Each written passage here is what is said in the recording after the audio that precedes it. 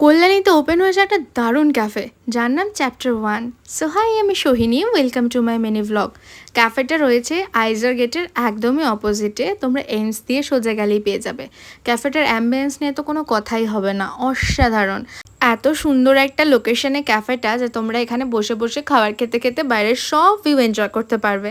আর দেখো, আমি তোমাদের সাথে মেনু কার্ডটাও শেয়ার করে দিলাম, এটা কিন্তু ফুল ভেজ। তোমরা যারা ভেজিটেরিয়ান আছো তাদের জন্য পারফেক্ট। আমরা এখানে ফার্স্টে অর্ডার করেছিলাম 2 কাপ কফি। কফিগুলো নিয়েছিল 40 রুপিস করে, আর সত্যি কথা বলতে খেতে আমার দারুণ লেগেছে। দেন অর্ডার করেছিলাম একটা চিজ কর্ন স্যান্ডউইচ, যেটা নিয়েছিল 80 রুপিস, আর ভরে ভরে চিজ দিয়েছিল, আর কর্নও ছিল প্রচুর। আর সত্যি কথা বলতে এটা খেতেও আমার দারুণ লেগেছে।